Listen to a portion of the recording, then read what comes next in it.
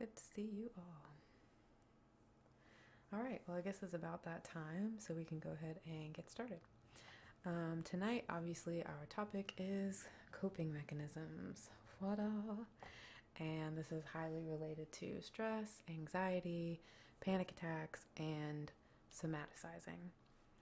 So, oh, I want to squish that dog's face too. Okay, so the first thing I was going to do to start off was just ask you guys if you know what, not in like a demeaning way, but just does anyone know the definition or what it means to somaticize or what psychosomatic means?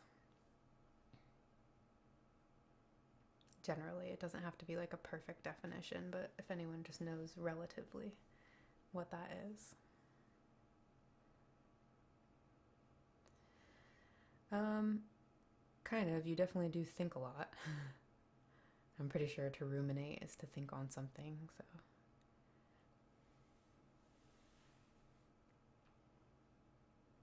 Any guesses?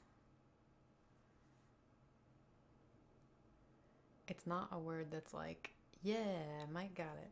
It's not a word that's often used anymore, especially. Um, exactly. So, as Das and Mike are saying here, essentially, when you somaticize something, you are taking your mental pain, feelings, anguish, anxiety, and literally transferring it into your physical body and causing an effect. So sometimes people, get a nervous stomach ache. That would be an example of something, it's a psychosomatic stomach ache. You are somaticizing the feelings that you have and forcing them to present themselves in some way in your body. So, first, I was just going to talk for a second about how that has affected me, just to give you guys a little bit of, I guess, not just background, but maybe stimulate you to think about something that you might do as well in this region. So, yeah, I do that all the time. I'm at the same level as you are, I think. Um, so, as a lot of you know, I've had ASD, like related stomach troubles, my whole life. That's not what I'm talking about. Um, People who suffer from actual, like bodily, not that these aren't actual, but they start in the mind. And so, if you've had something since birth or contracted something, then those are going to be different.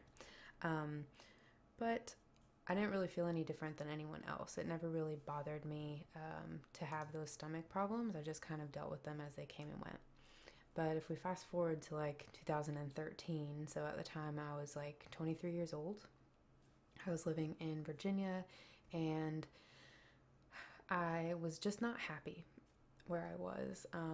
I had been living with my boyfriend at the time for 2 years at that point, and it was just like not a good living situation for me, because he was a very nice guy and we got along really well and he was really easy to hang out with and everything, but he didn't want to participate at all in a relationship or in dealing with the apartment that we lived in.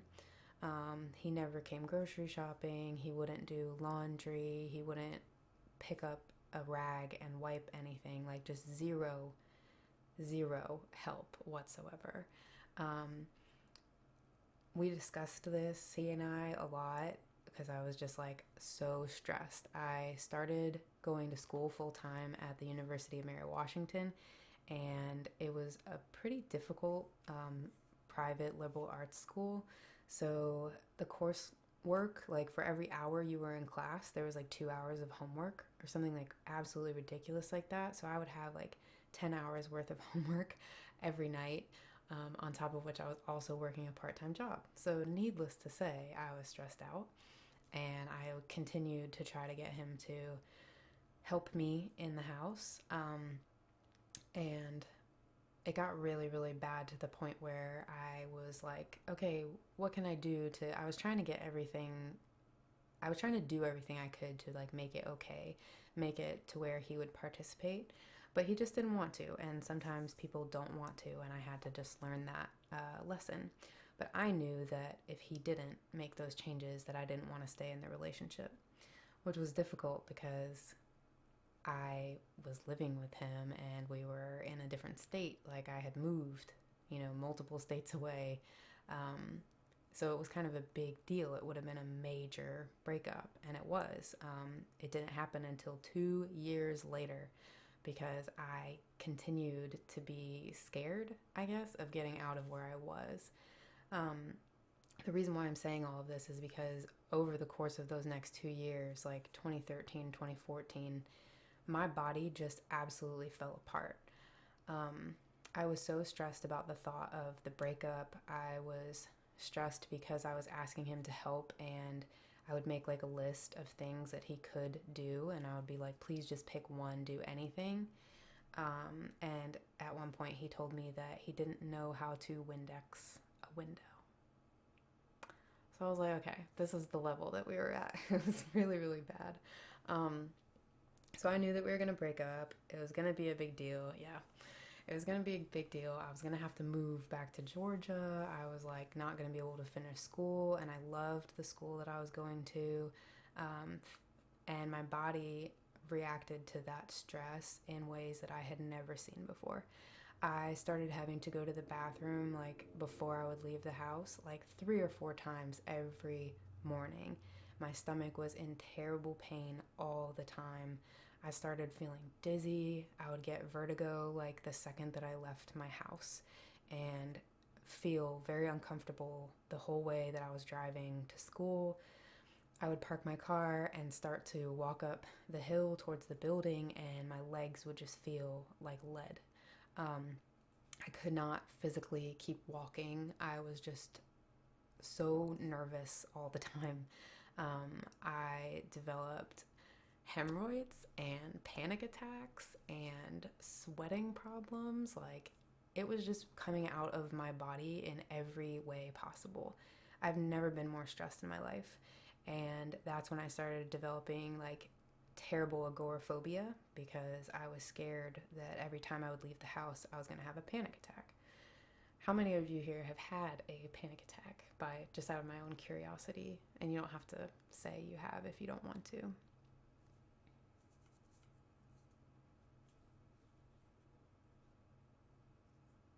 Just waiting on chat. Sorry for like the weird. Man, I think I like reacted insanely to my first one. So I'm very, I admire the fact that you were able to have just one.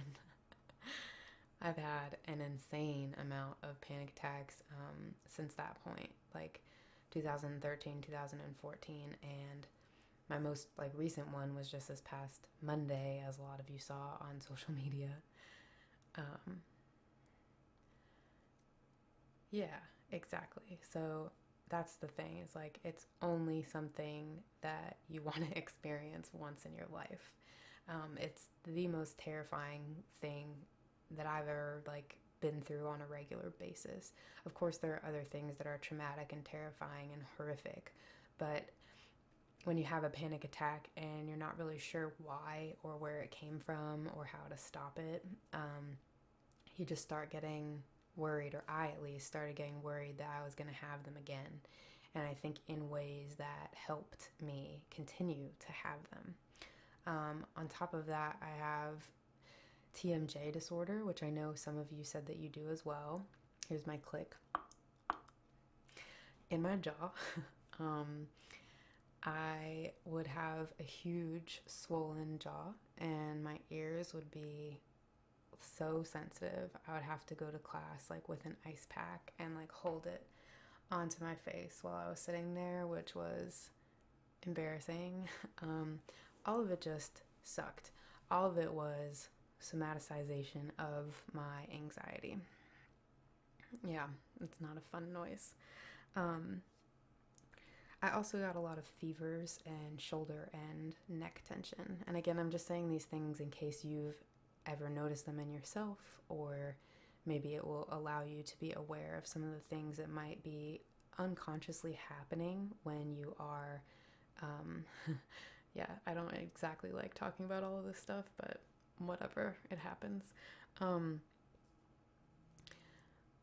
I also like would shake excessively, like almost like I was cold, shivering, and I developed excessive thirst and dry mouth, which unfortunately the doctor who I saw Tuesday this week thinks that I might have diabetes, which is what is causing all of the dry mouth and frequent urination and having to drink water almost at every point during the day. By the end of the stream, I am always so freaking thirsty. I feel like I've been walking in a desert for like 1,000 years. Um, so, diabetes is actually one of the things that you can physically give yourself through anxiety. We will get into that. So, point being, when your body starts falling apart, you develop this attitude of, I can't do it. And I think that on a different level, anyone who experiences stress or panic at any point in time in their life has an attitude of, I can't do it. There's something that is blocking you, me, us from doing the thing. Um, yeah, my click is mad audible. Every time I yawn, everyone's like, what the fuck? I could probably scare some children with it though. I never thought about that, but so anyhow, the first source that we're gonna be looking at, I don't actually know what's the word I'm looking for? Not race, but like where these people are from, because I don't recognize the accents that they use. Yeah, you want to see something? Then I sound like I have like a van and candy. So this is the article though, in case anyone is interested. I cannot pronounce any of the names of the authors. It looks like some sort of Czech language, but I really have no idea. It could be, I don't know. So it's called The Influence of Chronic Stress on Health and Coping Mechanisms. And in this little journal article, they talk about what it means to somaticize and how coping works against those things. So, first of all, something that I thought was interesting but maybe not surprising to those of you out there is that the World Health Organization, who is literally what their acronym is WHO. So if you ever see that in all caps, that means World Health Organization. They had a report that proclaimed that the 20th century as the century of collective and individual stresses in epidemic proportions and various forms unseen so far in the history of the human race. Probably not surprising to you guys, but stress and panic disorders and all kinds of things that go along with mental health are on the rise in terms of we are on the decline. Does that make sense? Our health is not doing so well globally, and it's the worst that it's ever been in our history. Hey Danny, how's it going? So whenever we're dealing with stress and coping, first I guess we should like define what those are. Thank you. I went to the handy dandy Oxford English Dictionary and looked up some of the definitions of these things to help us get like a ground floor. To cope with means to come to blows with, engage, encounter, contend, or fight with. To contend with in a well-matched fight. I think that's important that it's a well-matched fight. To contest the field with, to be or prove oneself a match for. And this was more talking about physical. I think the actual reference was like Achilles, that whole fight. To contend with, face, encounter dangers, difficulties, often implying a successful encounter. And that was as old as 1641. And then a more recent definition is to manage or deal competently with a situation or problem. So there, I loved their little, I don't know, example sentence. It was, Angela rang the bell wildly for someone to come and cope. I've never used a word like that, but I actually really love that. So it's like, come deal with this, you know. And that was in 1934. Then if we look at the second half of it, mechanism. This might not sound super interesting, but I think when you really think about where these words come from, it gives them a more concrete meaning that can sometimes shift the way that we look at things. So mechanism is the interconnection of parts in any complex process, pattern, or arrangement. In psychology, it's an unconscious, structured set of mental processes underlying a person's behavior or responses. And that definition goes as far back as 1876. So these are not new things. The idea of coping, the idea of a coping mechanism has been around for a really, really long time. And you'd think that we'd be like better educated about them by now, but our education systems don't include anything about mental health, about coping strategies. We've essentially relied on parents and community, if there is one, school, religion, whatever sort of organizations children are a part of, to provide them with good life lessons, which should then turn into ways to cope healthily.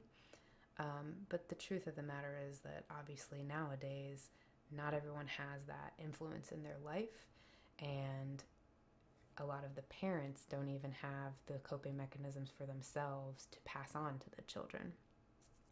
Also, as we talked about in our last streams about narcissism, there really is no sense of community anymore.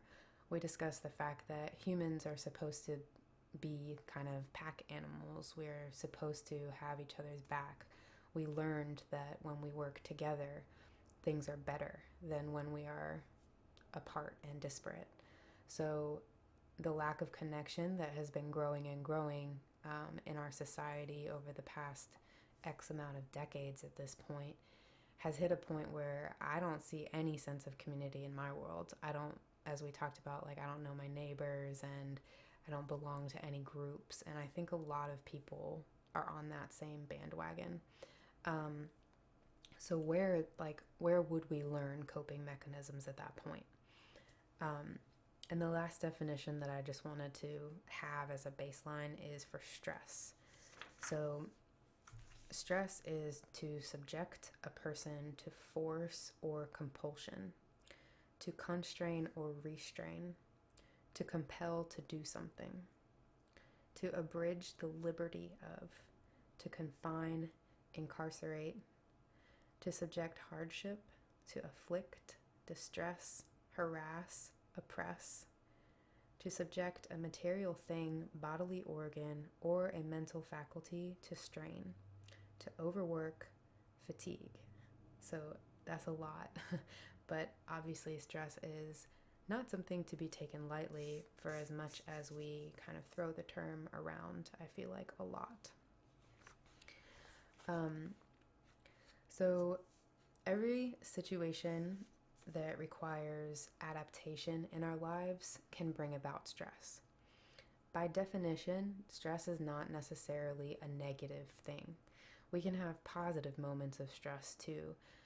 If you're getting married, you know, the excitement surrounding that. If you're moving, if you're excited about it. A new job that you might be excited about. These things are still stressful. They're just not stressful in the way that we would consider, you know, dealing with a breakup or a death or severed ties in the family, things that are emotionally damaging. So stressing things don't have to be emotionally damaging necessarily. And then another important thing to think about is that we have external stressors, which are mainly like events that are probably happening around us. And then we have internal stressors, which would include things like illness. Also like being a perfectionist or having unrealistic expectations. I do both of those things. Those are internal stressors because it's something that we are creating in our own mind. It doesn't really exist in the real world. It's something that we have brought to fruition to stress about. Which, whenever I think about that, I'm just like, I really wish that I could get my shit together because I make my life so much harder than it needs to be. Whenever you have stress in a moment, that is called acute stress. So ACUTE, acute stress. That is what, like, going to a job interview or taking a test. Anything that you feel in that moment that's like really intense stress, it might leave you paralyzed in your body, like deer in the headlights, or it might invoke the fight or flight response, which I think probably everyone knows, but just in case you don't, the fight or flight response is kind of just what it sounds like. The body reacts to the situation by either saying, I'm gonna fight this, or I'm gonna run away. And in that moment, there is a massive surge of adrenaline in your body. As we see a lot of the time in movies and whatnot, people can do amazing things when they have a lot of adrenaline. Even in like the news, sometimes if you ever hear of someone who's like lifted a car off of a baby, or I don't know, done something that normally you'd be like, yeah, humans can't do that. When you have an insane amount of adrenaline, you can do a lot of stuff that you would never think the human body should be able to do. So if you have acute stress for a long time, it becomes chronic stress. And this is super not good for the body. If you're stressed for a long period of time, you are releasing cortisol into your body. And you may have heard that word before. Cortisol is sort of a reactionary thing that your body does kind of to protect itself from that whole fight or flight response. It's kind of like the anti-adrenaline in a way. And if you're having chronic stress, so you're having stress over, like I was, like 2013, 2014, 15, and so on, then eventually when you're living at that hyper aware state for that long, and you're constantly ready to either fight or flee, and you have all this adrenaline going, your body's like, whoa, chill out. And it sends all this cortisol into your bloodstream, into your body. And eventually it can't do that anymore, though. So you can end up having hypercortisolemia, is what it's called. And this can lead to having like a poor immune system or slower responses from the body. So there's physical, actual things that happen. A lot of people who get stressed out a lot will also note that they get sick a lot. They're very prone to catching illnesses. And that's not just like bad luck. That's because when you are staying stressed for a long time, your body's defenses are constantly working to fight that. So you have less ability to fight off the things that you would naturally be fine from. So being able to reduce that stress is super important, and that's where coping mechanisms come in. There was one quote in here that I thought was pretty interesting and cool, especially because it came from a Greek philosopher named Epictetus, who was alive in the Common Era 50 to 138. So this was a long time ago. And he stated, people are not upset by the event itself, but by their own perception of a certain event. Obviously, at this point, that sounds like old news, but I just think that's interesting that so long ago, people were still dealing with this, and someone was able to articulate the fact that it's not what's actually happening that's bad. It's the way that we're perceiving and interpreting and taking that into our soul that is making it bad and creating stress. So there are some stressing things that are considered universal. So even if you feel like you've never felt stress before, which God bless you if that's the case, um, there are natural disasters like earthquakes, tornadoes, fires. Those are universal stressors. Traumas, which could include torture, sexual assault, any kind of trauma, war, although that's not technically universal, but for the people who fight, it is.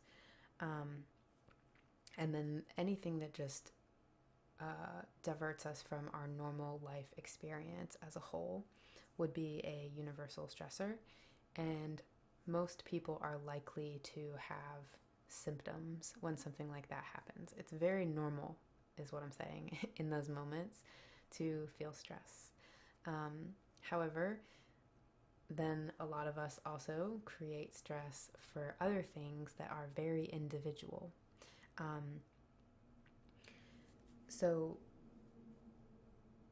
I guess there are other things that could be also considered universal, but not everyone goes through them. So things like I was talking about, like being in a bad marriage or a poor relationship, feeling burnt out from work or school or your job, having people in your workplace who are making you feel like crap on a daily basis, having family members or friends in your life who are making you feel like that.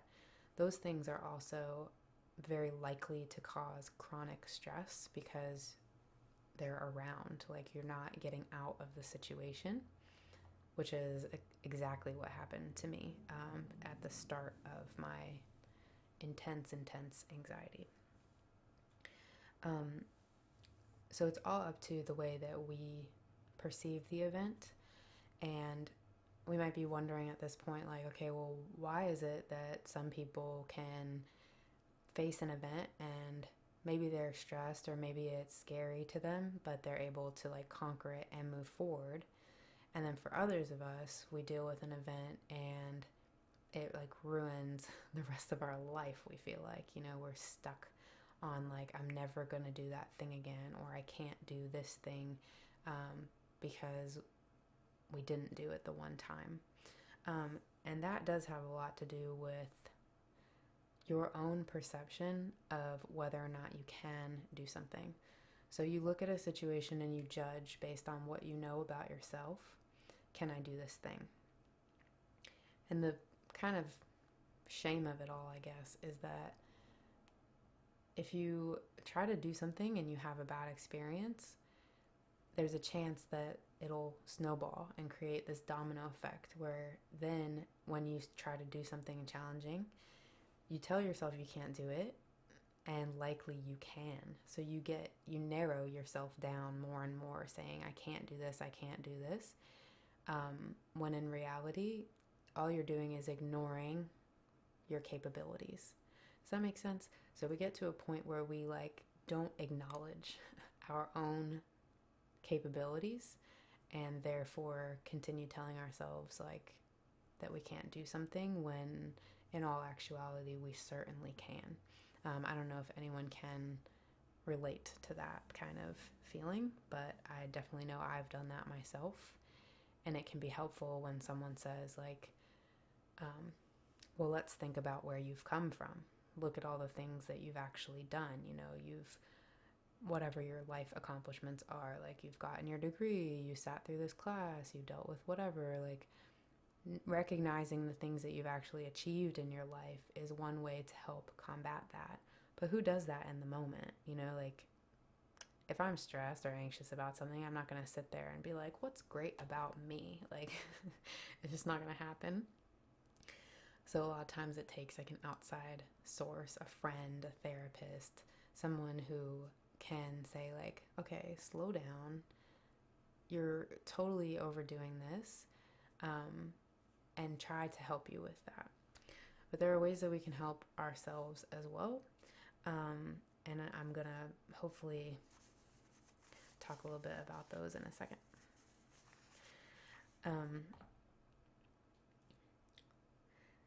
So distress, as opposed to regular stress, or eustress is what regular stress is called. Distress is like when there's no way to overcome the stressful situation that you're in, and it ends up making people feel very helpless, and it also kind of affects your sense of well-being. So for me, if I start getting a stomach ache, let's say, I believe that there's no way out of that. It's going to affect the rest of my day, and then I have incredible anxiety for the rest of the day because I'm scared that this thing is going to ruin my day. It doesn't make sense, but it just cycles back around. I have a stomach ache, so I'm going to get stressed, and the stress gives me a stomach ache. Not a fun wheel to be on, but it does happen. And over time, you can imagine how that impacts your actual sense of well-being. You're like, I am unwell. I am sick. I am constantly battling illness.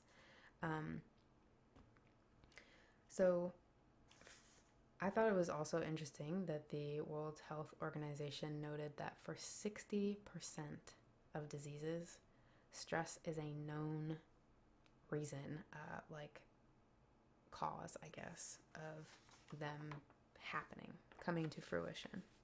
60%, that's a lot. I also wanted to talk about, one of you is going to laugh at me for bringing this up, but I told you I was going to remember it, and I am now. So, yeah, that's 100% true, is that chronic stress can definitely reinforce the feelings. That's kind of what I was trying to get at, so I appreciate you saying that a lot nicer than I was able to. And hey, Amatir, how you doing? When you do have chronic stress, it is very easy to create a self-fulfilling prophecy kind of situation, and that's what I think distress is. You're constantly in this cycle of thinking things are going to go wrong, so things go wrong. Some people talk about that as energy, and I'm not totally for or against this argument, but a lot of people argue that our bodies are vibrating at a certain frequency, and that you can only have things in your life that are vibrating at the same frequency. And I think that's kind of terrifying because, does that mean that every time I'm down, bad things are going to happen? I just don't totally get on board with that from what I've read. But I guess that's for another time. That's funny that you say that, Matthias, because I'm the same way with math. I really am not good at it, and I would tell myself all the time I suck at it, and that made it a lot harder. And I've talked to a lot of people who have a hang up about a specific subject in school, and you really do have to take a mental reset and be let me start over, let's get rid of the notion that this thing is hard and just start from scratch and see where you can go with it from there. And yeah, I think it is dangerous to think oh, I'm not worthy, I'm not vibrating at the right frequency, so I'm never gonna have this great thing. I don't know. I just can't get behind that. Anyhow, so Socrates, who we pretty much all know Socrates, very famous philosopher, he stated that during the treatment of numerous bodily diseases, the body cannot be cured if the soul is not healed. And this is where I'm going to dip off into my side story that's going to make one of you laugh. So there's a TED Talk, which I will link. I think he was in Bill and Ted when they went back in time. They talked to Socrates. There's a TED Talk that I'm going to link here that I think I linked in Patreon once upon a time. Pretty sure that was the original source. And for those of you, though, who might not have seen it, you don't have to watch it right now, but you can open it and leave it there for after if you're interested, or just bookmark it for another time. In the middle of this discussion, there is a sort of parable, but like a real life story, I guess. You know, these people were in another country talking to someone from a community about antidepressants. And they were like wondering, what do you mean by an antidepressant? And so they tell a story about how one of their people in their community was out in the rice paddy fields doing what they do and accidentally stepped on a landmine that blew off his leg. Obviously, this is an incredibly traumatic experience. The guy healed, they fixed him back up, and they sent him back out to the rice paddy. And of course, he started developing terrible symptoms of like PTSD, anxiety, depression. He would cry. He was just clearly unwell. So the community came together and thought, what can we do to help him? He's not well. And they decided that they would pull together and get him a cow. So that way he could become a dairy farmer. He wouldn't have to live on the rice paddy. And I forget the exact time frame that was noted, but within a matter of, I think, weeks, he was completely cured. He was back to being himself. He was happy and a functioning member of society. So in this story, the guy says that the cow is the antidepressant. And he's like, is that what you mean by an antidepressant? So obviously, when we think of antidepressants, we just think of pharmaceuticals, pills. We don't ever turn to this idea of like healing the soul. And it's not just Socrates. There are boatloads of other physicians and neurologists, psychologists, people who study psychology for a living, people who work with patients all over throughout all of time, are very clear about the fact that your heart has to be happy. You have to be feeling well in your soul in order to not be sick physically anymore. I'm not saying that like you can just will it away, but there are steps that unfortunately we don't take as a community anymore, but we can kind of replicate and try to help heal ourselves back to whole. Oh, that's so sweet.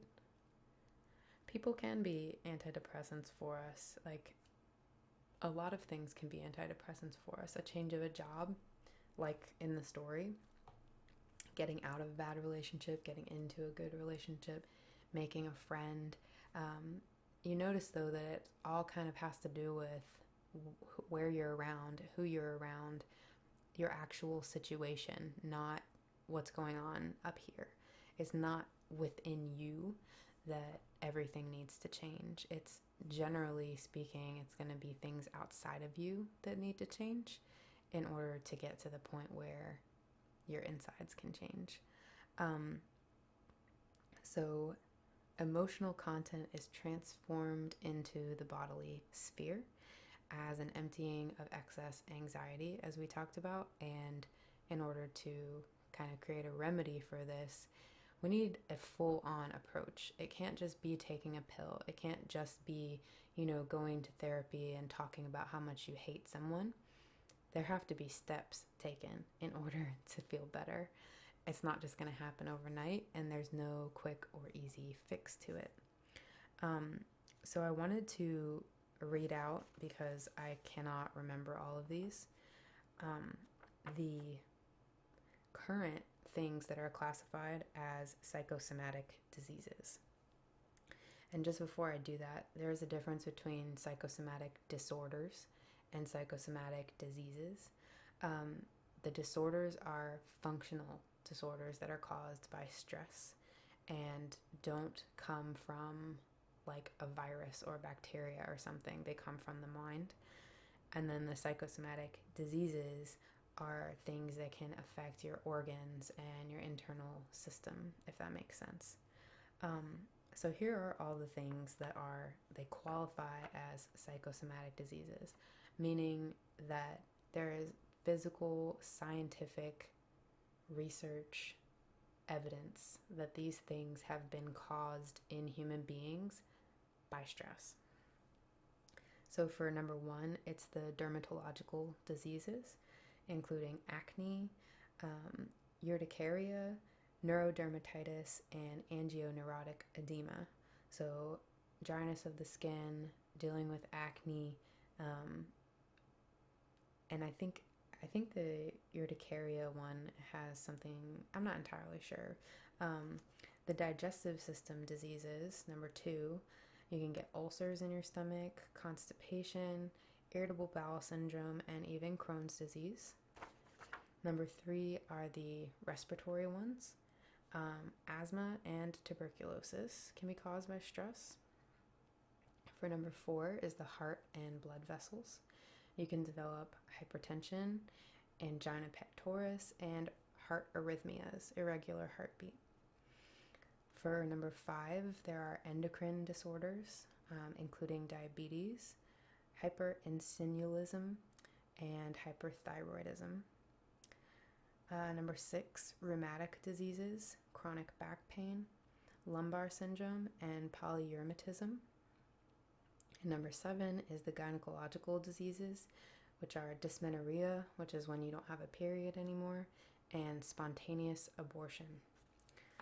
There's also an eighth category, which is called other, and that includes obesity, overeating, migraines, and tumors. Like, is that not crazy that stress can cause all of those things in the body? I mean, I knew that it was like making me tense and stuff, but the fact that it can actually cause you like a lifelong disease just like blew my mind. I guess I just don't take it that seriously because it's become such a way of life that I'm used to. And I tell myself all the time, I don't know if any of you guys do this, like, I need to stop stressing because it's gonna be bad for my health. Like, you know that. Oh, hives, thank you for saying that, Lisa. I had no idea what that was for sure. And yeah, general exhaustion and fatigue are certainly included in those things. I feel like the process of being anxious naturally just makes you so tired. Every time I defeat a hurdle, afterwards I am incredibly exhausted and could probably sleep like for days. So it's a lot. It's a lot of crazy stuff that can happen just due to stress. So obviously we need to change that, right? So we'll get into the coping strategies at this point. So this is changing what is possible and accepting that some things are not humanly possible. Good to see you. That's okay. I hope you have a good night. And yeah, stress can definitely contribute to cardiovascular issues, including heart attack for sure, which is like no joke at all. So when you want a successful coping strategy, this is going to be something that fills you with like a positive sense of self. So your self-image is not going to be tarnished.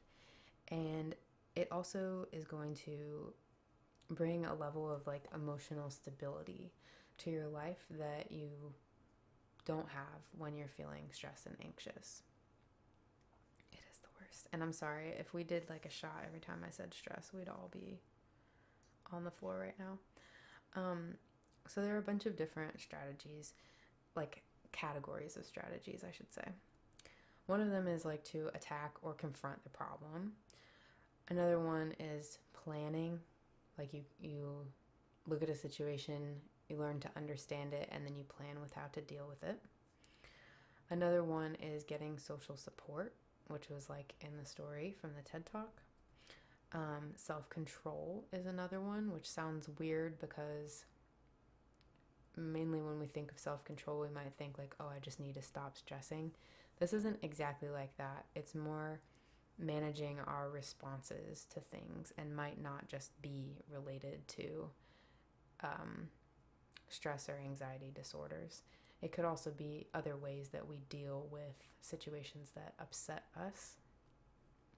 And then finally, we can also look at the positive, which kind of sounds like a weak plan, but when implemented properly, it can actually work a lot of wonders.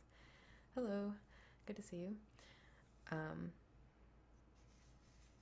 Yeah, it's not ASMR today. So there are different types of coping mechanisms as well. The first one is called autogenic training, and this has to do with your body. Essentially, you are going to focus on your breathing. That's a big thing when dealing with coping, but especially in autogenic training. You're essentially slowing everything down. You're slowing down your heart rate. You're taking nice, deep breaths, breathing in and out, and you are repeating a sort of mantra.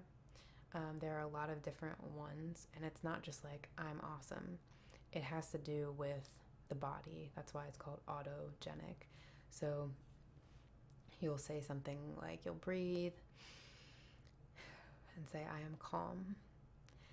And so literally saying it out loud can be a way to lower your heart rate and bring things to a much more stable place. And then you add on to it. So you breathe, I am calm, and my right leg is heavy and grounded. And you focus your attention on your right leg, and you feel that your right leg is heavy and grounded, and it's not going anywhere. And you breathe again. I am calm, and my left leg is grounded and heavy. And you work through your body in this manner to create relaxation in all of your limbs, and you literally will away by the power of talking and breathing your sense of maybe floating away, which is something that I definitely got a lot when I was feeling really anxious. I would get dizzy and lightheaded and have these strong feelings of vertigo, like I was just gonna float out of my body. And yeah, mindfulness is a huge part, I think, of all coping mechanisms, because you're literally having to focus your brain power on changing the things that your body is doing. And yeah, I was thinking about that. It might be cool to make an ASMR video that goes through like a guided autogenic training. So working on it. And then I just wanted to say, like, they say that the results of autogenic training are normalizing breathing, regulating blood pressure, improving the quality of sleep, mood stabilizing, reducing anxiety, and improving concentration and most cognitive functions. So I'm going to let you know what the results are of each one as we go along, because if you are feeling like you have certain things in your life that you want to better cope with, this might help put you down the proper path if you want to do some research, learn what would help you best. So if you feel like you're dealing with high heart rate, shallow breathing, feeling dizzy, not sleeping well, having a cranky, bad mood, that kind of thing, autogenic training might be the route that you want to look into. And yeah, yoga and meditation are huge because they do focus a lot on sending your mind to different parts of your body, as well as breathing mindfully. One of the things that actually helped me a lot when I was dealing with trying to walk to class is you can literally do mindful walking, where you think about your footsteps as they're happening. So you're entirely concentrated, not on what's happening around you, not on where you're going, just on the process of walking. Well, thanks. ASMR, I think, is almost a coping mechanism in and of itself, because it's been shown to, scientifically proven to reduce heart rate and get people into state that's very comparable to like other forms of relaxation and coping techniques. So I definitely think that ASMR is part of it. Um, the next type is called assertive training, and this is essentially to help with a focus on shyness and communication. So if you're someone who feels like you can never say what you want to say, um, you don't feel confident in sharing your emotions, you don't feel confident in asking for the things that you want, or just generally communicating with people. So maybe you isolate yourself or don't deal with it at all. Assertive training is the way to combat this. And a lot of the times it takes a therapist to help you with something like this, but I'm sure that there are also resources online. So the effects of this one are reduced anxiety, reduced stress, reduced shyness, and the ability to manage emotions and develop a greater sensitivity for other people. And it can also help strengthen your self-esteem, because as you are having more interactions with people and finding that those things are going positively, as we talked about a long time ago, when we are accepted by those around us, it improves our self-esteem. So that was assertive training. The next one is called biofeedback, and it's kind of the most interesting one to me. I've never done it, but I can see how it's cool and would work. Essentially, you're using technology like smartwatches and things like that to help you recognize your symptoms. So, for example, when I get anxious, my throat gets really tight, my heart races, I don't breathe as well, I get fevered a lot, and sometimes I sweat a lot. So there are different devices that you can buy to help monitor things like your heart rate. I think that actually Apple now has something through either their watch or the phone that can like literally tell you like your heart rate is going up, and that way you'd be able to recognize like, okay, why is my heart rate going up? I must be feeling stressed to something, and it alerts you in the moment instead of getting so far down the rabbit hole with your stress that you can't come back from it, or that you're like, how did this happen? How did I get to this place? So again, that kind of falls in line with mindfulness, but it's actually giving you like a starting point instead of just trying to be mindful after you're already panicking. And biofeedback effects include improved circulation, improved rhythm of breathing, normalizing blood pressure, reducing muscle tension, and improving concentration to achieve relaxation. So that one could definitely be helpful probably for me too, since I get so tense and whatnot. The only way to really combat those things is to notice them and do something about them. So that was biofeedback. The next one is called stress inoculation therapy, also called stress immunization. And as it maybe sounds like, your goal is to kind of make yourself immune to the things that stress you. So again, this one I think is probably the one that needs a therapist the most, because it's really hard to recognize these things in ourselves. But you learn the emotions, the triggers, the situations, events, things in your life that cause you stress, and lead to irrational thoughts. So a lot of the times there are patterns in our life that we don't even really realize. Some of them are very obvious. If someone bothers you all the time, you know that that's a trigger for you. But some other things might not be as clear. You might be finding yourself in a state of panic and not really sure why. It's kind of like that comic that Vince put, into our chat last night about like, you know, feeling like something's wrong, but nothing's really wrong. The sense of danger and whatnot.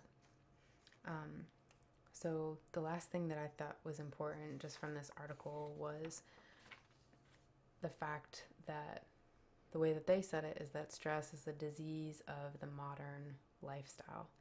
And I think we kind of talked about this again during the narcissism talks, where we mentioned that we're not really meant for the way that our society is right now. The excessive workloads, the focus on technology, the isolation, the lack of community, all of the things that we do in our world now, this like rat race that we're in, constantly looking for the best material thing, trying to prove that we have things rather than that we are something, is just not what humans are made for. It's no wonder that stress and depression and a whole bunch of other mental illnesses are on the rise, because people are incapable of coping with the way that things are right now. Yeah, exactly. Why are you anxious? Because. But why? Just because. That's how it feels all the time. So my hope is that eventually, someday in life, we will be able to somehow make society more accommodating for human beings. I feel like there's just going to be a breaking point at some point in time that will force change. It kind of reminds me of, I think it's in Japan, it might be in China, but I'm pretty sure it's in Japan. A lot of companies have started doing like mandatory, not really exercise, not really yoga, but kind of like a stretching class together before they start work. These people who are working long days doing construction or in a factory or whatever, we're getting really depressed, and we're oftentimes committing suicide or quitting their job, going home and becoming incapable of functioning in society, because it's very dishonorable to do that, to just like quit out. You're supposed to do what you're supposed to do, kind of thing. It's like an obedience thing in a way, which we don't really have that obedience factor here in America as much anymore. But that's good to know. So yeah, longer lunch break is one thing that I guess they've included. And then also like in the morning, they'll like, everyone will stand outside or something and like do stretching together. I think that things like that can and should and hopefully will be more incorporated. I don't know that something like that is gonna like fix it enough. I feel like we need a lot more reform than that, but at least it would be a step in the right direction, something that would start to matter. The government of Finland is considering reducing work hours to 6 hours per day and 4 days per week. That's excellent. You know, I think that that would be a lot easier on the human body and mind. There's just so much pressure for this 40-hour work week. And then in certain professions, it's like a 60 or an 80-hour work week, which is just insane. You don't do anything other than work at that point, which is miserable for most people, unless you're really doing something that you love, which 9 times out of 10 is not the case. As we talked about, the odds of being someone who's like incredibly, incredibly wealthy and has it all is way smaller than it looks like, just because we are barraged with TV, social media, other things that make it seem like everyone's rich and famous, and that's just not the case. That is nice. I do think that it also depends on the job type, as to whether or not employers are going to follow through with these kinds of things. I feel like certain jobs are just more prone to having mental like stress. Like the people who make phone calls for insurance claims and stuff. Geico had like, I can't remember, it was some ridiculous percentage of employees who committed suicide doing those phone calls. They push and push and push you to like hit these quotas. I think being a lawyer is another one that's just way too stressful on the human body and brain. I'm sure that there are other things that are stressful too, like because your life is in danger, like firefighting or being a cop. Acceptance for stress and depression-based illness is very high here in Germany. Ooh, 6+ months waiting time for therapy. That's a lot. It's nice that therapy is accessible, and hopefully, maybe more people will become therapists to fill that gap. But I also think we're putting a lot of band-aids on things and not ever really solving the underarching problem. And I guess that's what I was kind of driving at initially, is that I hope that eventually society can peacefully focus on the underlying problem and create reform through laws or whatever that will make life more manageable for human beings. We need balance. We need family. We need community. We need friends and the ability to get out into nature and grow a garden and do something that we find useful. Hang out with our pets and not just constantly be focused on how much money am I making? What can I buy with that money? What do I do after I spend that money? How do I brag about the fact that I have this thing? I always thought it was very strange when I was growing up. I grew up in kind of a waspy area. It was considered middle class, but I think for a lot of America, middle class where I was probably like an upper class type situation. We definitely didn't have stacks on stacks of money, but it was a nice area, and a lot of the people would compete. A neighbor down the street, not even a next door neighbor, but someone down the street would get a new deck, and then next thing you know, everyone needed to have a new deck. Or someone's yard would get landscaped, and then everyone's yard would get landscaped. And it's I know all y'all didn't have the money to do that. There's no way that every single household should have been doing that. It's just an appearances thing. And our whole society is just obsessed with that now. I don't know how I got onto this, and I'm so sorry if I'm way off topic, but I do think that it's all related at least and important. I guess I was just talking about my hopes that society will change and that these won't be as necessary, because I do think that coping mechanisms are still limited in the sense that they're not necessarily getting rid of the problem, depending on the problem.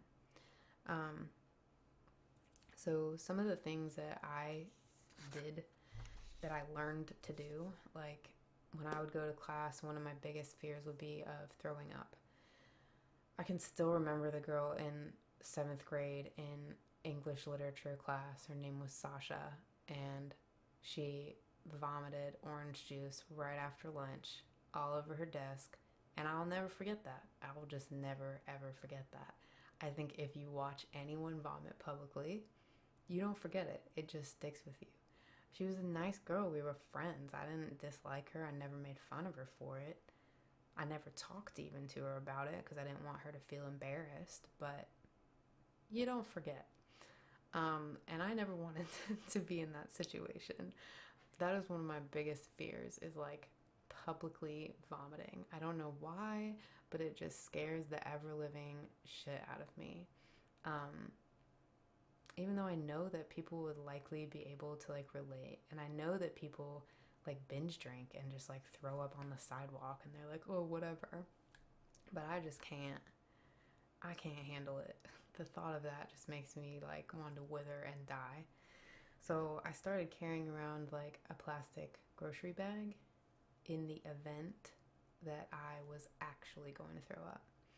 and it reduced my nausea like considerably because I had a plan. So that would be like a like understanding what's happening and planning to deal with it kind of thing. Yeah. Oh, me too.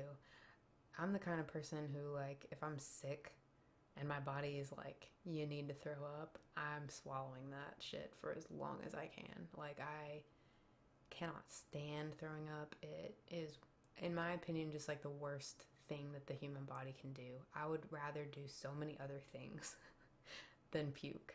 I hate it with a burning passion. Um, ugh, I'm so sorry. Yeah, that is terrible. You've gotten thrown up on a lot. Ooh, I can't handle that. I had episodes a lot when I was young, which I think might have contributed to this for me. Um, I overheat very, very easily. Oh, yeah, I've thrown up in the car so many times. I get really motion sick too. So we would be like driving someplace and I would just out of nowhere throw up, and then I would get scolded for it because like I've thrown up on my clothes and we're going somewhere.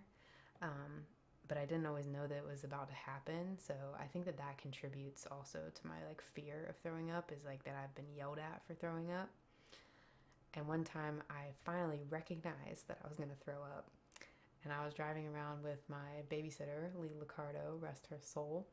And I told her that I was going to throw up. And I was like, please pull over.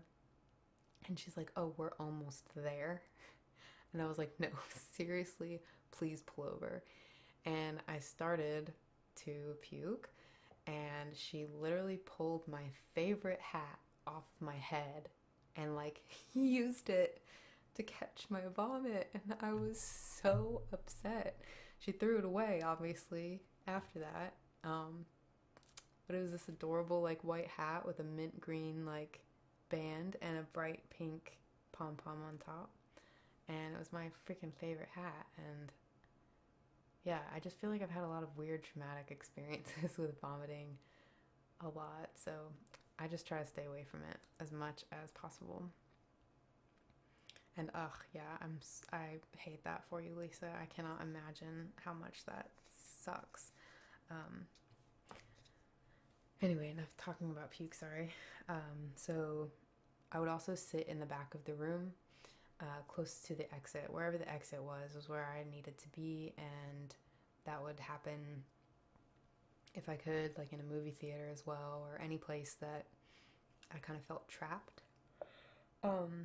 That would definitely be my go-to thing. Just make sure that I have a way out and make sure that I always know where the bathroom is, and also be like have a plastic bag in my pocket just in case. Those things were all things though that I never thought to do myself, even though they might sound like so simple and easy. I knew to sit kind of in the back, but before that I always sat in the front of class. I don't know. It was just like sometimes you need someone to tell you, why don't you do this? And I had an amazing therapist in Virginia who helped me as I was recovering from all of that agoraphobia and whatnot. And she would just like be like, well, why don't you do this? You know, why don't you use paper plates? Why don't you carry a bag? Why don't you whatever? And it was like life-saving for me. So I do think that there is a lot of value in coping mechanisms. But like I said, I don't think that they necessarily solve the whole problem, because obviously still today, sometimes I have days where I don't feel comfortable leaving the house or going somewhere because I'm worried that because my stomach's upset.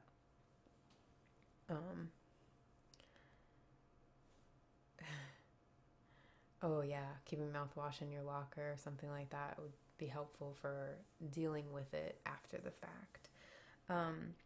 Other things though that can fall under that same category are like de-escalating conflicts. Um, so I would this was a different therapist who I also freaking loved. She was amazing. Later on though, I was dealing more with like issues with my family because I had moved back to Georgia. I had finally broken up with the guy who I was living with. And that was like super, super hard. But when I came back here, then the problems were dealing with my crazy family again. And I needed ways to not become somebody that I didn't want to be, if that makes sense. I don't know if any of you can relate to this, but sometimes when I would get into certain situations with my family, they were like very much a pattern. Um, Someone would intentionally kind of like nudge me to become upset. And everyone in my family knows that I don't have a temper, but I guess I just don't deal with conflict well. Um, I'm always the like one who ends up being the most like upset, if that makes sense. Not angry necessarily, but genuinely upset by things. Um, so some people in my family enjoyed getting that physical like reaction out of me, just like any bully kind of would. And so they would intentionally sort of push my buttons when they were in a bad mood in order to make themselves feel better. Um, and I wanted to figure out how to like not get to that place where I'm so angry that I can't function, like just mad and unsure of how to deal with it. So learning that I could, number one, not raise my voice. This was one of like the most interesting things that I learned, that like when people are trying to escalate a conflict, they'll typically start off by saying things that are more and more upsetting. And then if that's not working, they will start raising their voice. And as soon as their voice gets more intense, it's like a primal trigger for people to match that. And they expect it. And it's very interesting to not yell back. It's a hard thing to like manage at first because you're used to it. You're used to like the way that it goes, the way that it plays out. But if you can manage to not just like stop yourself and you recognize like, okay, they're raising their voice, and you stay at the same tone of voice, just like, okay, that's all right. Not being like a smart ass, but just like everything that you say is still even and not loud and not aggressive. Um, it's interesting to watch what happens to them. It's like deflating a balloon. They're not getting the response that they expect, and they're not really sure what to do with that. And oftentimes people will back down and stop yelling because they realize that they look like an idiot because they're yelling over something that they shouldn't be. Um, Another thing too is like learning that you can leave, which we talked about a little bit. Not dealing with situations in that moment if they are feeling very toxic, coming back to them at a later point in time. Also, just if you don't really know what to say, you don't have to say anything at that point. No one can force you to talk about something if you don't know what to say yet. So always with the intention of going back, you can leave in those moments, or just tell them like politely, I don't feel like I can discuss this right now. Can I think about it and get back to you, or whatever? And that's good not just for conflict, but also for any situation that you're just not sure how to respond. I think that being unsure of how to handle a situation makes a lot of people never get into any situation. So like if you suffer from not feeling confident talking to people, or like interacting just even at the grocery store or something, a lot of that might have to do with worrying that like, okay, I'm gonna get into a verbal situation that I don't know how to deal with. And it's perfectly okay to not deal with it right then. Like you don't have to have all the answers all the time in that very moment.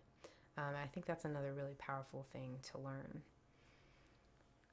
And yeah, everyone reacts differently to yelling. Some people do, kind of cower and get really shy and scared and don't want to deal with it. A lot of people who don't like conflict will also shut down because they just don't want to argue. They don't want to fight. but I was very much conditioned the opposite. Like, my house was always a melee brawl, and no one gets along. Everyone's very indecisive and like at each other's throats all the time and very mean and condescending. So there were 6 of us living together, and it was just chaos all the time. Um, yeah, it's there are very different ends of how people deal with things, but I think that the coping mechanisms can work across the board no matter what your kind of default is. You just have to recognize your default and work against it. Um, so there's task focused coping, and then there's emotion focused coping. The emotion strategies might include things like releasing pent up anger, um, or emotions in general, dealing with distractions, managing your angry feelings is another one. Um, and then I guess also using some of those processes like the autogenic training and meditation, things that will focus obviously on changing or helping your emotional state. Whereas the task focused coping is more based on like completing a physical challenge or something. Like, if you are an athlete and you have to run a certain amount in a certain amount of time, continuing to train and making it to where you can do that would be a task focused coping mechanism. These might include mental imagery, expending your effort towards that task, controlling your thoughts, social support, like we talked about, and this is more like the side that's analysis and learning to relax through analysis, whereas the emotional one is more like meditating and fixing your what's going on inside of you.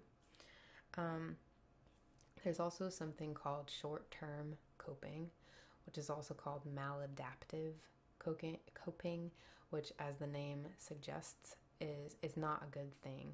This is when you do something to cope in the short term, but it's not actually helping in the long run, and it can make things worse.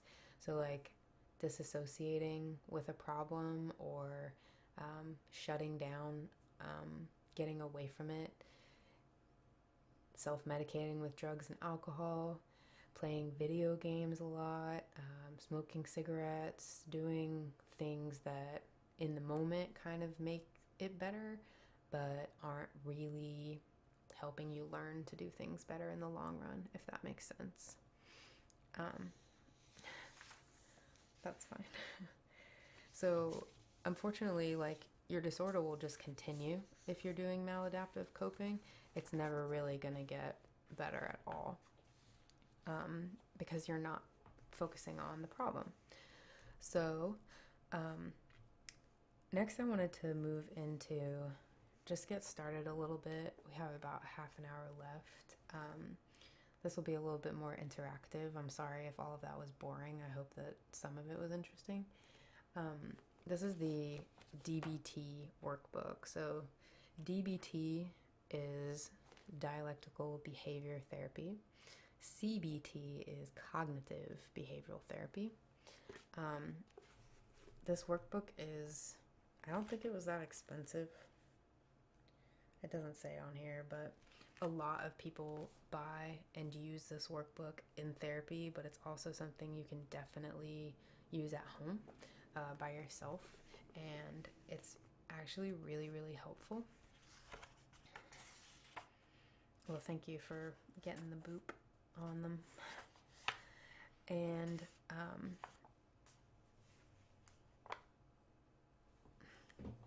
so the first thing that I wanted to do is, you don't have to do this out loud. You don't have to do it at all if you don't want to.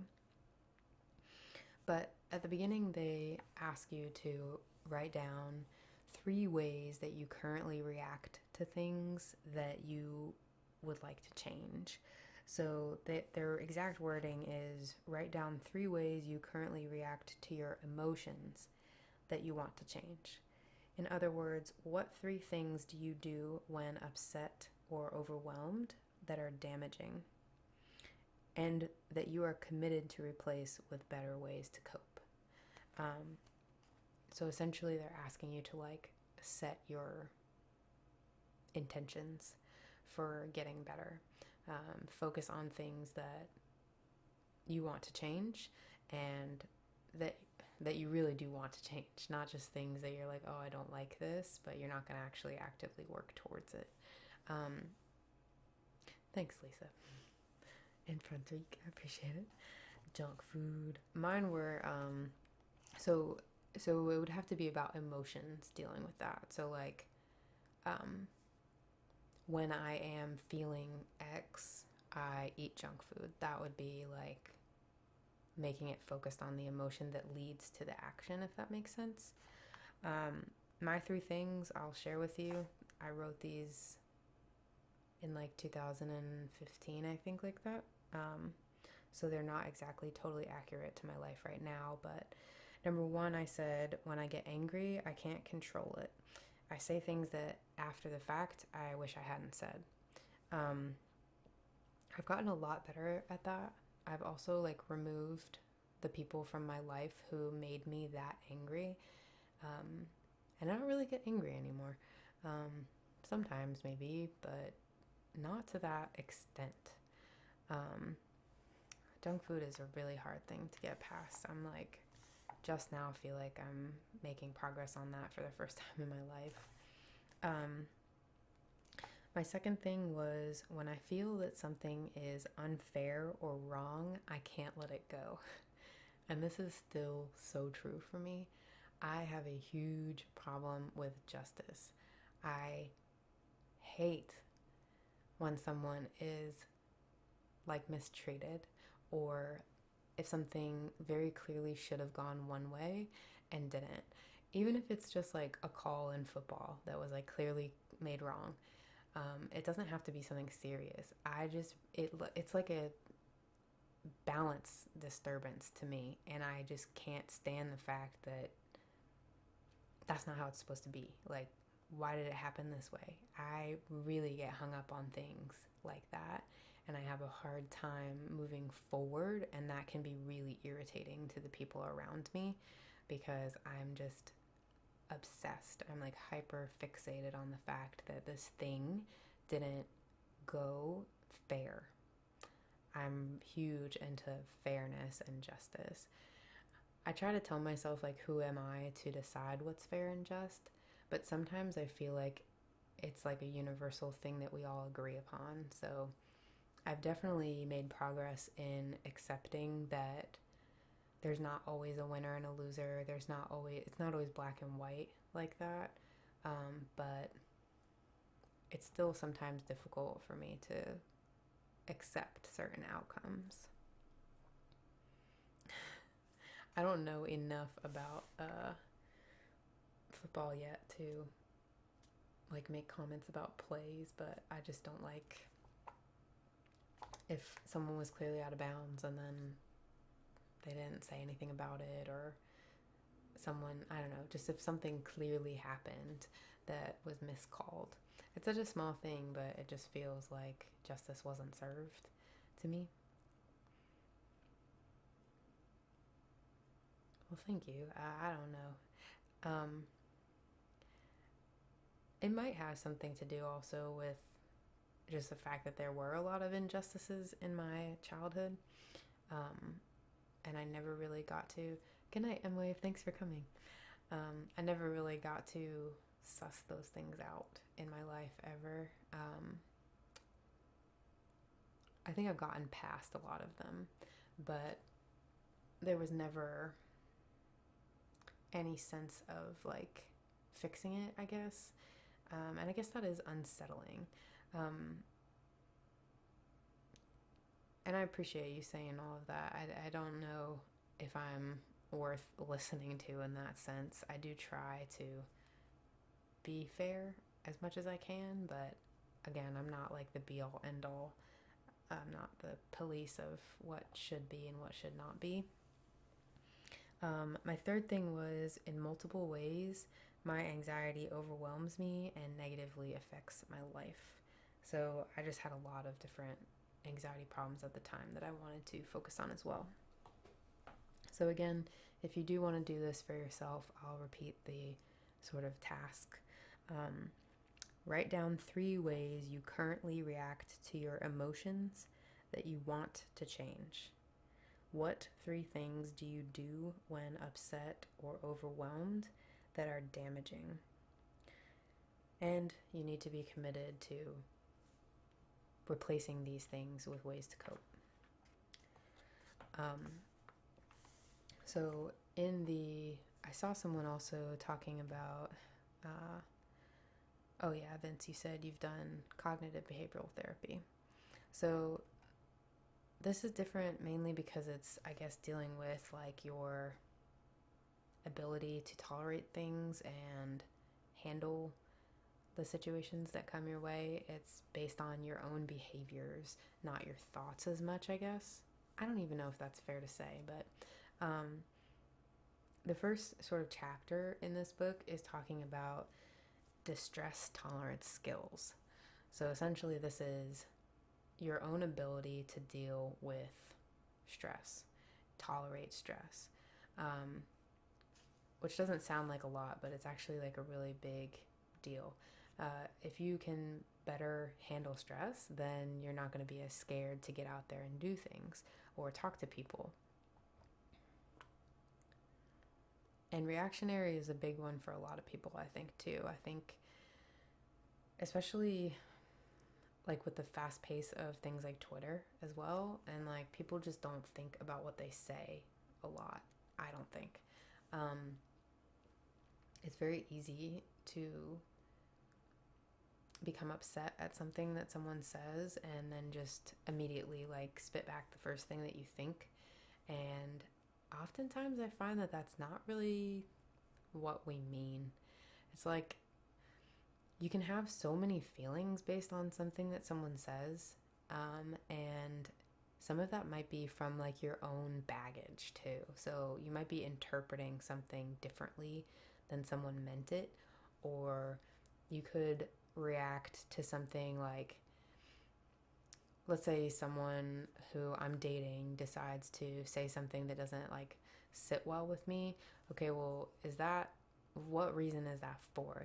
Is it because I wouldn't say something like that, or is it because I feel threatened by that statement? Is it, because I'm jealous? Like, there are a lot of things that can be my own fault, my own doing, and I might reply to them in a way that's really negative when in reality it's not that big of a deal. And I think that this is why men often say that women overreact, and there are differences between men and women in the way that they cope kind of naturally. Women definitely focus more on the emotional side of it, and men tend to, I'm not saying this is absolute for everyone, and I know that some people don't gender identify, and that's fine too. I'm just saying, like, in general, if we're going by like the binary way, men tend to be problem solvers, and they want to like fix it with something tangible, like putting a puzzle piece or nailing a nail into wood or whatever. Like, it's very much like, I'm going to build something, I'm going to repair this. And they attempt to use logic and things that make complete sense in a situation where someone's feeling like, let's say a woman or their partner or whatever is feeling like hyper emotional. That's not always a good mix, because the person who's focused on their emotions doesn't want the builder. The builder's not going to do anything because they're just not focused on that. It's not their hang up, if that makes sense. I have a hard time not taking things personally too.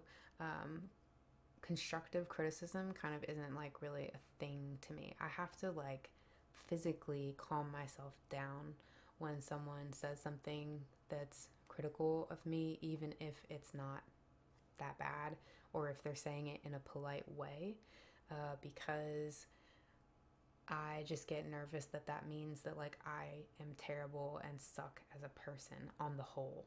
I can't like compartmentalize that as like a valuable bit of feedback. I just start thinking like, oh my God, this person hates me. They think I suck. They have no respect for me. Like, it's very, very difficult for me as well, to not take that kind of stuff personally. So that might be one of your 3 things that you would want to learn to cope with better. It is definitely something that I would put on my list if I made a new one. Yeah, that's exactly how it goes. So distress tolerance skills are basically things that we can do to increase our tolerance for things that distress us. Good night, Lisa. Oh, I hope you enjoy it and the folding is relaxing. Thanks for coming, and I hope you didn't stay up too late. So here are some common coping strategies for people who struggle with overwhelming emotions. As we've talked about, like dealing with the emotions and the physical pain are usually, they happen together, but this is focused on like the emotional side of it, I guess, more so than the physical side. So you are supposed to make a check mark, so you guys can make a mental check mark next to the things that you do currently to cope with your emotions. Number 1, you spend a great deal of time thinking about past pains, mistakes, and problems. You spend a great deal of time thinking about past pains, mistakes, and problems. I definitely checked mark next to that one. You get anxious worrying about possible future pains, mistakes, and problems. You get anxious worrying about future pains, mistakes, and problems. Me too. You isolate yourself from other people to avoid distressing situations. You isolate yourself from people to avoid distressing situations. Me too. You make yourself feel numb with alcohol or drugs. Definitely used to do that. Don't anymore, thankfully. You take your feelings out on other people by getting excessively angry at them or trying to control them. I think that's a big one. You take your feelings out on other people by getting excessively angry at them or trying to control them. I think that trying to assert a sense of control is huge when people are feeling like someone's upsetting them, I guess. I'm trying to think of an example because this definitely was something that I related to a lot, and I've come a long way on not doing this anymore. But maybe just like, this isn't something I ever did, but it's the only thing I can think of right now, is like if you're a very kind of jealous person and your significant other is like going out to hang out with friends or something. I've had this happen to me where like the person didn't want me to go, or like said I couldn't go do this thing, and that's like asserting a form of control because that person was scared that of whatever, like scared something was gonna happen, scared whatever. And that is all, none of that was ever based on like something that happened actually in our relationship or like anything. There was no reason for that person, let me say, to be worried at all. But just because they can't deal with their own feelings, they then turn around and say like, well, I can't handle this, so I'm gonna make it into a situation that I can handle. And the situation I can handle is that you don't go. It's super, super toxic. Not a fun thing. So the next one is you engage in dangerous behaviors such as cutting, hitting, picking at, or burning yourself, or pulling out your own hair. Hopefully not a whole lot of people can relate to this, but I think at some points in time a lot of people can, like more so than we would ever talk about. I hate that I'm about to say this, but I was a cutter for a long time, and it started in high school as a way to reset my brain, I guess. I was kind of talking to one person about this at one point. I just hate talking about it, but when you're feeling that like overwhelmed and stressed and depressed and anxious, if you do something like cut yourself, which please don't do this, and if you are, please get some sort of medical help because it can lead to terrible situations for your body. I'm not at all advocating this. I don't think that it is a good thing whatsoever. These are all bad coping habits, very bad. But you guys can probably relate to this if you've ever fallen and gotten some sort of major cut. The second that your brain sees that you're bleeding, everything else sort of shuts down. Your brain gets really focused on the fact that like there's blood, that's serious, and every other thing that you have been feeling up until that point just completely disappears. You don't have room to be anxious. The opposite of this is laughter. If you are able to genuinely laugh, you are not able to be anxious in that moment. It might come back afterward, but this is why now, instead of doing something like cutting, I will instead watch Ricky Gervais or watch my favorite stand-up or find something funny, memes or whatever, and I'll just, like, I have a Pinterest page that's just filled with shit that I think is funny, and every time I get on there, I end up in tears laughing because I've just picked, like, it's curated to my sense of humor. So I highly recommend that if you find that you get depressed, this is like the anti-hurting yourself. And yeah, that's exactly what it is, Matthias. It's like you just get to this point where you're so freaking overwhelmed that you just want it to stop. And cutting yourself does that. I've also had a problem with like hitting myself, but this is more in like anger. I'll kind of like punch my thigh or something like that to release the stress because I don't want to yell and I don't know how else to like get it out. So I think that would fall under that category as well. Again, not a good thing. I was always like bruised badly on my legs and like it hurt badly, you know, because it wasn't just like a baby punch. It's like punching aggressively. Some people do this like into a pillow. That would be a much better idea than hitting yourself. So if any of you are dealing with any of that stuff, like I said, number one, if you need someone to talk to about it, I have been through it and am happy to be a resource for you. I can't fix it though, so you'll probably need some sort of qualified help. But you're definitely loved, and it doesn't make you a bad person if you're doing something like that. And the next one as well. You engage in unsafe sexual activities such as having sex with strangers or having frequent unprotected sex. This to me just sounds crazy in a way because I'm like, I would never risk like getting STDs and stuff. That's always been like a huge fear of mine.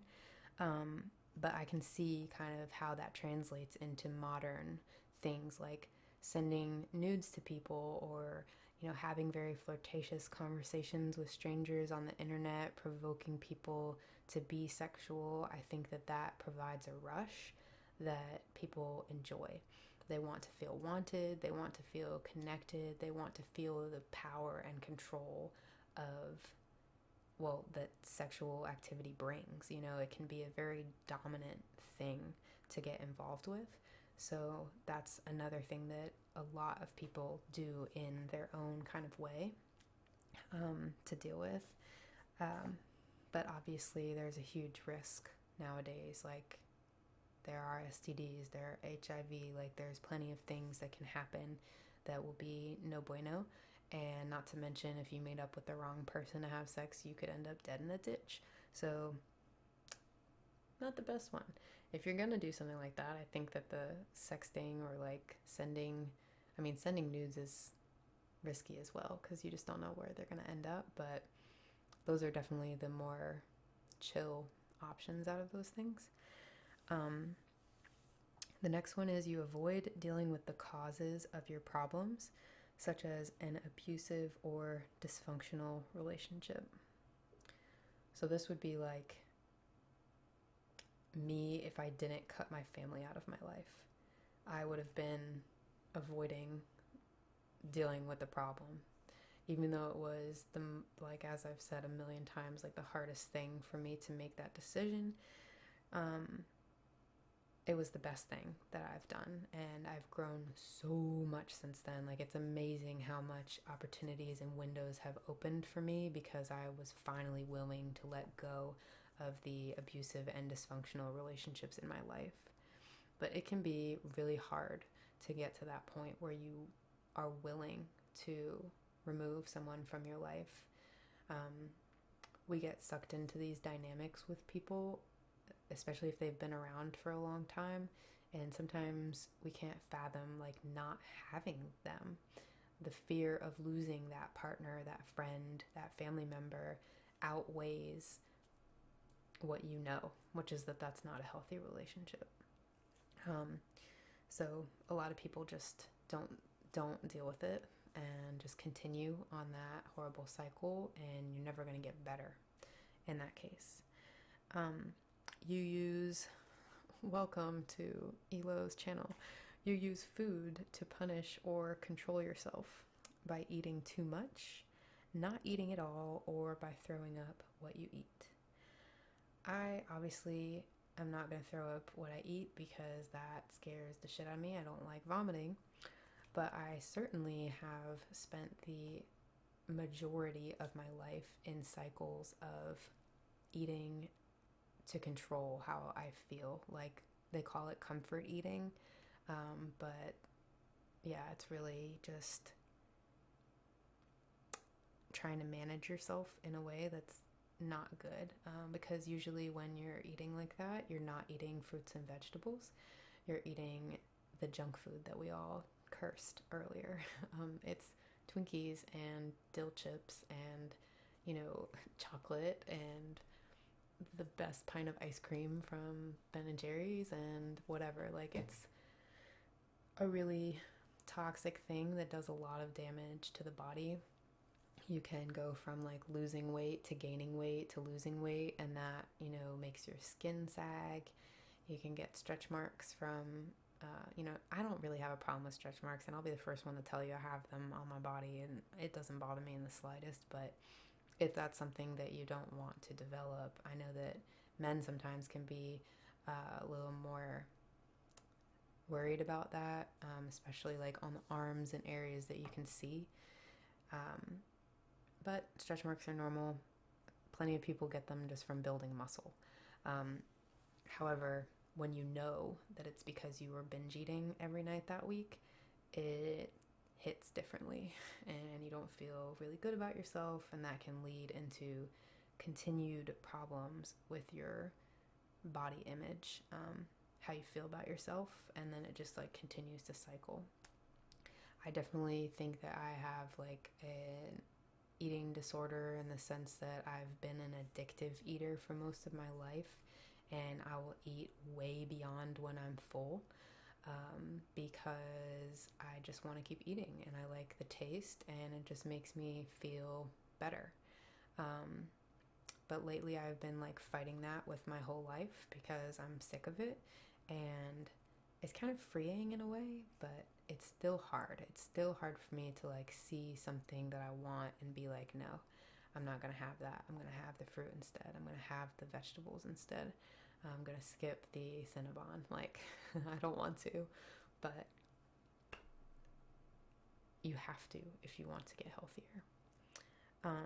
On the contrary to that, like, when I start losing weight and getting healthier, sometimes I have days where it's really hard for me to eat at all because I'm scared that if I eat the smallest thing, even if it's a healthy item, that it's going to make me put on the weight that I've lost.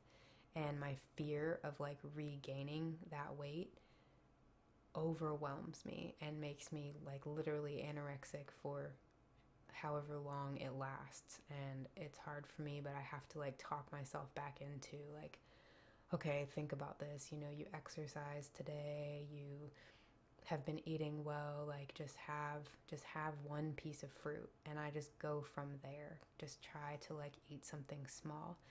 And it's kind of devastating because it really takes over your entire life when you have a food addiction. Not feeling good about your body is like huge. And I don't give a shit what anyone says about like love yourself and whatever. Most people who are overweight are not happy. Not to mention like the side effects that it can cause your health in the long run. You know, I'm now getting tested for diabetes next Friday, and even though I look much better now than I ever have, there were periods in my life where I was doing so much damage to myself that it's not going to surprise me if I test positive. It's going to crush me inside because I hate that I did that to myself, but it won't surprise me in the slightest. The next one is you attempt suicide or engage in high risk activities like reckless driving or taking dangerous amounts of alcohol and drugs. Hey, look into it. How are you? You came in at a heavy moment. So unfortunately, I've had experience with all of these things. Again, I don't like to or often talk about them publicly because it just feels kind of weird, and there's like still a big stigma around all of these things, I feel like. But I have been in all of those situations. One of the things that I will talk about pretty freely is that like in high school, I did a lot of reckless driving. And I think it's actually part of the reason why I consider myself a really good driver now, is because I've done things that most people haven't done with the car. Really because I just didn't give a shit what was going to happen. I used to, on my way home from and to school in the morning, I had a 45-minute drive. This was my junior and senior year, so I had my license at that point, like into junior year, and I would pass buses. That was like my kind of fun, exhilarating thing to do. Like, am I gonna die today? I would just wait until I was behind 2 or 3 buses on a 2-lane road and just go around them and see what would happen. Yeah, it's not cool. I'm not recommending ever doing this, but it was something that I would do just because I really didn't care what was going to happen. And I'm sure that it was stupid because I put a lot of other people in danger, but I wasn't thinking about that. It wasn't like, I never thought about anyone else at that point. I was just focused on myself, which now looking back makes me feel horrible. Had anything ever happened, I'd probably be dead, so I wouldn't have done anything, but like, what a shame that would have been. It's not cool to risk other people's lives when you are unwell. Yeah, Fast and Curious, that was definitely me. Not a cool thing. And then I never really drank a whole lot just because I don't like throwing up, and I'm not going to put myself in that situation. But I was definitely a drug addict for like 2 years straight, like doing drugs every day, doing a lot of high risk drugs, taking a lot of drugs, just like whatever kind of came my way. I actually at one point was back in the city where that happened, and I was at a gas station like filling up near where I used to live, but I was just like passing through. I was just visiting, and this guy came up to me. He was like just this massive dude who you would never think, he looked like a basketball player. Like, you'd just never think that we had any reason to know each other. And he was like, yo, like, you're that chick. He was like, when are the parties going down? Your house is lit. And I was just like, who are you? Like, I had no fucking idea who this person was. But I used to have so many people come over to my house and have these weird, crazy parties. Like, I wouldn't really do anything, I would just do drugs. And then everyone who was around me would like invite other people. So this person like remembered me from like multiple years ago, and I had no memory of them whatsoever.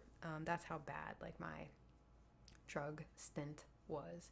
And it was definitely hard to get out of that as well. So again, if you're dealing with like addiction, it's really serious. It's not something that you should feel bad about. It's just something that you should seriously look into changing, because you can kill yourself. You can end up in a place where you have no chance to ever fix anything that's going on. And honestly, like, there's a lot out there to enjoy. It might not seem like it all the time, but I mean, just how crazy is it that we're even here? I don't know if everyone knows, but like, you're like one in many, many million. The fact that you got to the egg is like huge. That's not just like, oh, you and like three others and you pushed them out of the way and it just happened. Like, millions of other opportunities for a life, and you're the one who made it. And just the fact that we're even on this planet is just so weird, right? Like, it's just so strange that any of this even exists.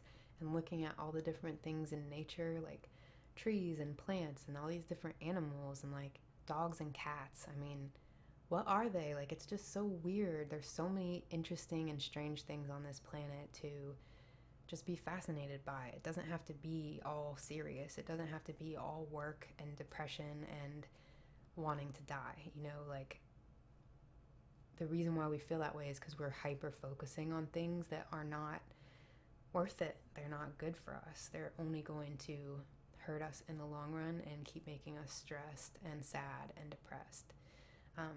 I genuinely believe at this point in my life that we need to turn outward if we want to fix these things. I think that reflecting on your own emotions is only helpful to a certain point, and then it becomes actually pretty toxic as well. You have to kind of circle back and take what you've learned and then apply it in life and do something. Like, get out into the world, find something that makes you excited, and if not excited, at least curious and interested. If you just go outside and like sit and observe what is happening, like, there's so much. I mean, squirrels, they're so freaking weird. I had one yell at me last summer. I didn't even know that squirrels could do that. It was just shrieking at me. I don't know why it was shrieking at me, but it was sitting stark still on this tree with a nut in its hand, just looking at me and like, wah, wah. Like, it was the weirdest thing. But like, all of these things are happening independently of us. And if you focus on them instead of focusing on yourself so much, I guarantee that eventually you'll find something that you're like, wow, that's crazy. Like, it's just so weird that that thing exists. Oh man, that chipmunk was a pain in my ass. Yeah, dealing with addiction is no joke. It sucks. So there's two more things, and then I'll let you guys go. I'm sorry that we're running over again. The next one is you avoid pleasant activities, such as social events and exercise. I know that most people probably don't think those things are pleasant, but they're supposed to be. Maybe because you don't think that you deserve to feel better. So you avoid pleasant activities such as social events and exercise, maybe because you don't think that you deserve to feel better. I was just talking about this with one of you. It's very difficult to move forward and to recover in any way if you are subconsciously or consciously in the mindset that you don't deserve it. Like, you don't deserve love, you don't deserve health, you don't deserve happiness. How we get to that point is a long story, but getting out of it, like, it has to be a decision, a choice that you make. If you keep avoiding these pleasant activities, these things that can open you up to the world and make you feel better, you're not gonna get better. It's that simple. Like, it's complicated, don't get me wrong, but the actual actions that you need to take to make things better are not complicated. There are so many things. We just need to choose to change our behaviors, and that's the hard part. It's super topical. And the last one is you surrender to your pain and resign yourself to living a miserable and unfulfilling life. You surrender to your pain and resign yourself to living a miserable and unfulfilling life. I still sometimes go to this place where I'm tired of being sick and sick of being tired. And I am just like, I don't care. I don't care what happens to me. I hope that I don't wake up tomorrow because I am miserable. My life is always going to be miserable, and I just don't care anymore.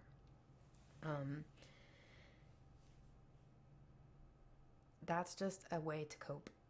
It's a non-permanent state of being to put yourself into to not deal with whatever the underlying problems are. And it's easy, right?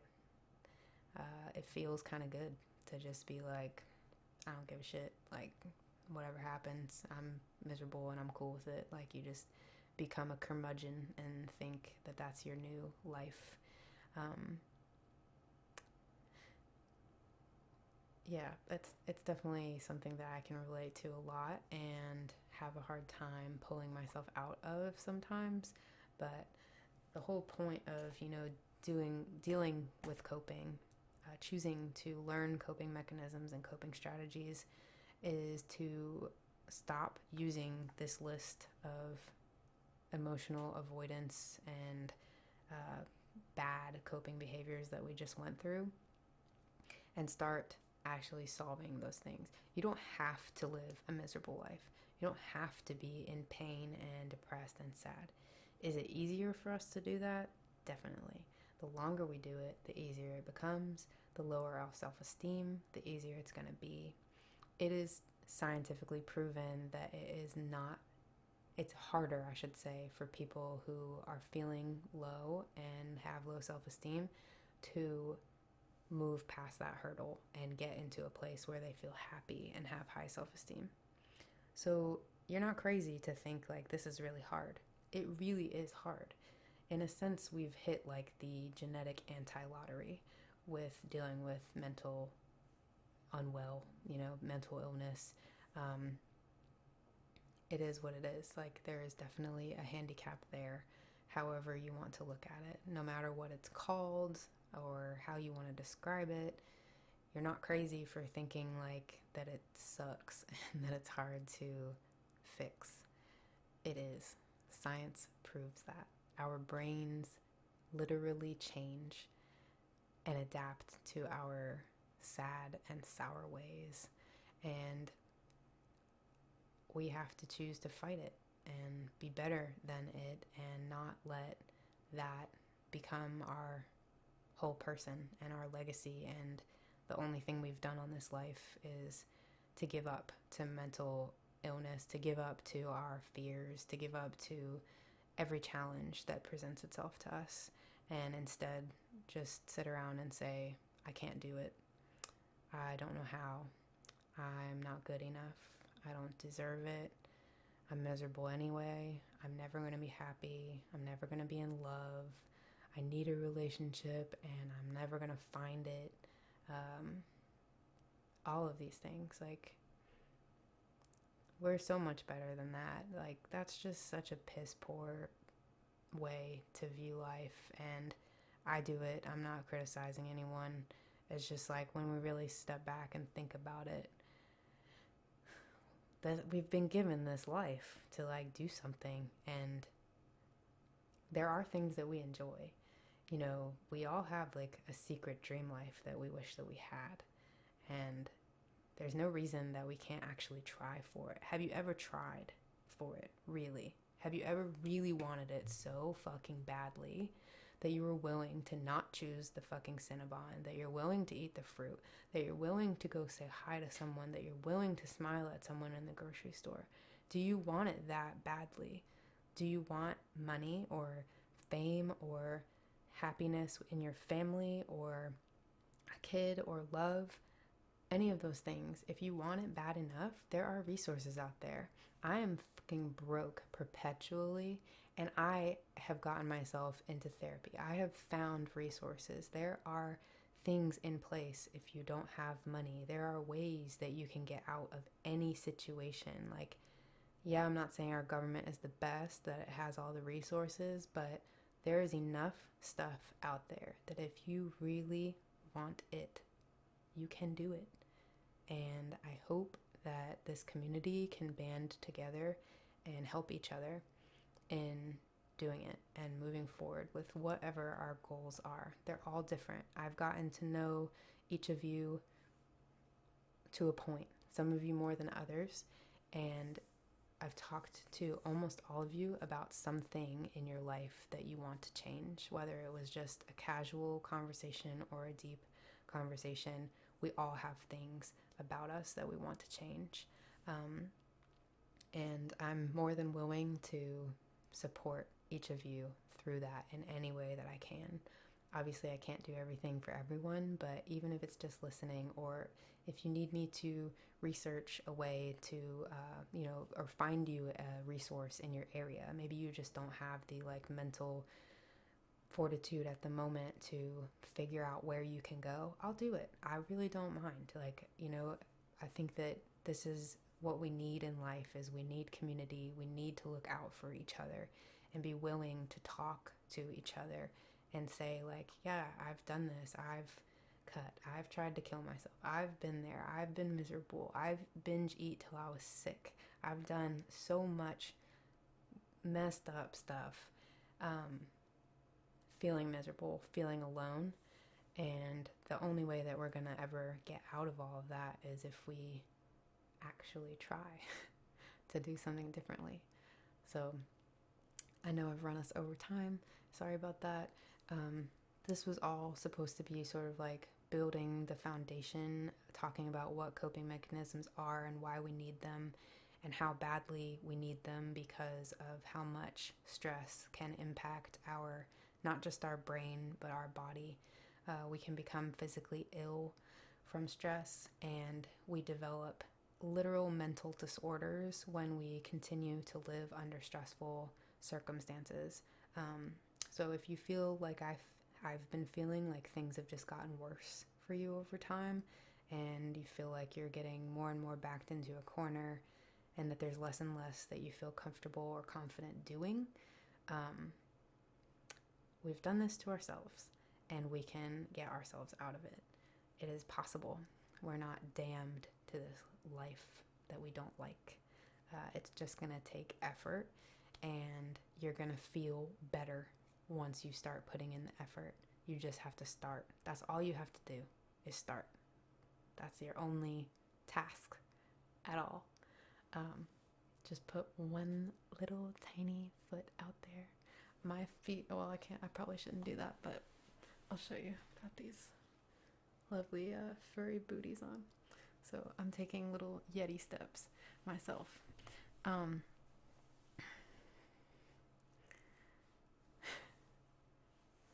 Yeah, it's very difficult sometimes to literally just take a little step, and there are things that can frustrate us. I don't know if you're being serious, Kim. I think you are, but I've definitely been in that situation before where I literally can't even read about something because my brain is just jammed when I try to understand it. And that's just like another kind of reflex of the body to stop us from taking the steps that we need to take. So that's definitely that's a real thing. I'm glad. It's a real thing that happens. You're not alone if that's happening to you, and please feel free to reach out to me if you need something like that. I'm really good at research. It's one of my things that I've worked really hard at, and I'm more than willing to help you take that first step. and be there if you need something. So thank you guys for coming. I didn't say that at the beginning, I'm sorry, but I'm really appreciative of all of you being here, and I hope that this laid a good foundation. Monday, the 20th, we're going to be going through more coping mechanisms to deal with different things. I'm also going to continue to research and see if there's any differing opinions from what I've shared tonight, just so that we can, have more than one opinion on the table.